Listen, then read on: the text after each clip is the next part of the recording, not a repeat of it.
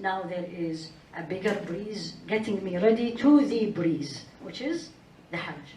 So the Layali al-Ashr, there was two opinions about it, but most say it is not the last 10 nights of Ramadan. It's actually the first 10 days of Dhul Hijjah.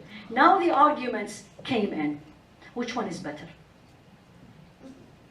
Is the last 10 days of Ramadan or the first 10 days of Dhul Hijjah? Right. Number one, did you even think that these are even equal? At all, right? Everyone said the last 10 days of Ramadan, right? And I don't know if even some of us even know there is something called the first 10 days of Dhul Hijjah, right? There's a huge argument between scholars. Which one is better? Meaning, which one is more virtuous? And many opinions. The opinion comes and says the following. The days of the Dhul Hijjah are the days. And the nights of Ramadan are the nights. Why I'm saying this for all of you? Think of yourself, just last month, less than a month ago, a month and a half, right? How was the last 10 days of Ramadan? Even if you couldn't, meaning you were working, you slept, you were tired, you were sick, how did you feel when you missed something? When you said, I could not pray that night, it's the last 10 days of Ramadan. Meaning you have the feeling of honoring the nights. Are you with me? This is how it should be for these 10 days. Because it's the same. Actually, some scholars say Allah made an oath by these days. He didn't make an oath by the last 10 nights of Ramadan. وَالشَّفْعِ وَالْوَتْرِ in the ayah, so many meanings, but the three of them, there's about 20 meanings of possibilities, but the three of them is because of these 10 nights, 10 days. It's one of them, they say it's the day of Arafah. Some says it's the Shafa is the day of Eid because it's the 10th, and the Witr is the day of Arafah because it's 9th. So look at these 10 days. Again, this doesn't matter. You're going for Hajj or not going for Hajj, right? It doesn't matter. Look at these days. As these days, I am gonna make the most of them. And Rasulullah said the following. There is no days the good deeds are beloved to Allah more than these 10 days. The first 10 days of the Hajj. So he was asked, وَلَا الْجِهَادُ فِي سَبِيلِ اللَّهِ? Not even going, fighting for the sake of Allah. You can't imagine this, but I want you to feel if somebody is, packing, I mean, you probably don't see it these days, but just feel like a husband is packing and says, you know what, I'm going for the sake of Allah. Meaning, Allah knows he's coming back or not, right? Is there anything better than this? And he said, no. They asked him, what is the best days that we do good deeds? He said that these 10 days. And they did not even, someone goes for jihad outside these days, still these 10 days are better? He said, yes, except if that person went for jihad, for the struggle for the sake of Allah, and he did not come back. Meaning he died. But if he came back, the good deeds in these 10 days, better than that. So tell me, what's your plans? What are you going to do? ما من أيام العمل الصالح فيها. There is no days, good deeds, better than these days. In another hadith also he said, ما من أيام, no days, more beloved to Allah. I want you to feel this. 12 months, 360 days. Why these 10? Allah chose them. No days more beloved to Allah, that good deeds are performed in them like these days. And fasting one day of them is like fasting 100. وإن الصيام يوم منها يعدل الصيام يعدل الصيام سنة is equal to a year. One day of these 10 days equal to a year. So for those of you going to Hajj, a good possibility will be in Medina, because a lot of the groups go to Medina first. Or you may be going to Mecca. Here you are. Except the day of Arafah, absolutely do your best to fast. Days are shorter there. You are already in a state of ibadah. You have the resolve. You're much stronger.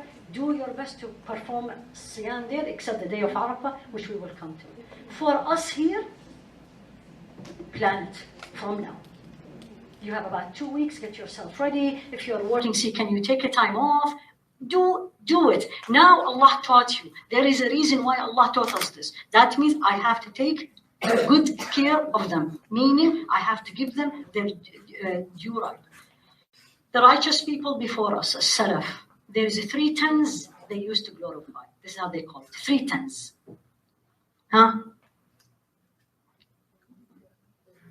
Of course, the 10 of Ramadan. Now you learn the 10 of Dhul Hijjah and the first 10 days of Muharram. Because it's also a Shahru Haram. So you have, see the breezes? See the breezes coming? So I have a breeze this month. I have a breeze next month, and I have a breeze the month after. If you can do them all, alhamdulillah rabbil alameen. You can do Monday and Thursday, and start gradual. For those of you who are used to, alhamdulillah, to fast, increase it. You did 1 day a week, make it 2. You did 2 days a week, make it 3. Can you do the whole 10? Alhamdulillah. I highly recommend. You invite each other, alhamdulillah. We are in St. Louis, the city of parties. Right? Then make it. Remind people. You're inviting people anyway. Alhamdulillah. Invite them and says, you know what, dinner will be at Maghrib time. And the person understands. And then everyone who came to your home fasting, simply because you reminded them what reward you will get, let alone what they will get. And the fasting of 1 day of these 10 days equal to a fasting of 1 year. So remember this. So 3 tens, the last 10 nights of Ramadan, the first 10 days of Dhul Hijjah, and the first 10 days of Muharram. The reason that Allah subhanahu wa ta'ala glorified these 10 days for the following. Number 1, the oath. I shared it with you. Number 2, it's mentioned in the Quran. It's mentioned in the Quran in Surah Al-Baqarah. وَاذْكُرُوا اللَّهَ فِي أَيَّامٍ مَعْلُومَاتٍ. Remember Allah in certain days. And all the scholars tell you these days are the 10 days of Dhul Hijjah. So number 1. Number 2. Number 3, our Rasul said it's the best days of the dunya, of the whole world, these 10 days. So please, and please forgive me, but I need you to give it due right? It's not the time to go for vacation. It's not the time to do remodeling. You know what I'm saying? I'm not belittling these things, but these things are distractions. It will be very tough for me to fast and I am on vacation. Or I am doing something extra. If you are working, that's a different story. Working, Allah will make it easy. So number 3. Number 4, enough. There is 2 days in these 10 days, that's no days like them.